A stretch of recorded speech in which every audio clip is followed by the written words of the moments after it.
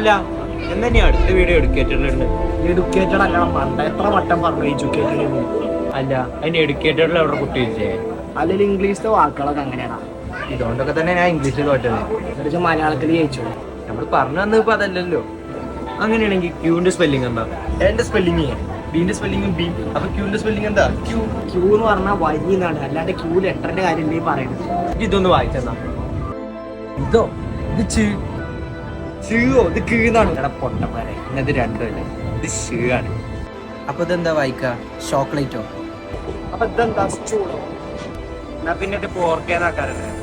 അപ്പൊ പിന്നെ ചിക്കൻ എന്താ? ചിക്കൻ എന്ന് പറയും. അല്ല പിന്നെ കെമിസ്ട്രിക്ക് കെമിസ്ട്രി എന്നാണല്ലോ പറയുന്നത്. പിന്നെ മെഷീൻ എല്ലാരും മക്കണി എന്നാണല്ലോ പറയുന്നത്.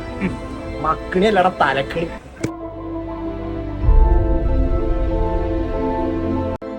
ഇവന്ത് വീഡിയോ എടുക്കുന്നത്? ഇവരല്ലേ ഇംഗ്ലീഷ് പൊട്ടിയോളി?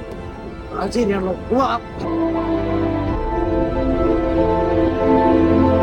എന്തുണ്ടായാലും ഒരു വീഡിയോ എടുക്കില്ല, രണ്ടെണ്ണം കൊടുക്കണം വിചാരിച്ചു. അപ്പൊ എന്നാ നടന്നത്? അടി തുടങ്ങിയതേ ഓയില്, അടി കിട്ടിയത് മൊത്തം എന്തിന്റെ കേട്ടിരുന്നു.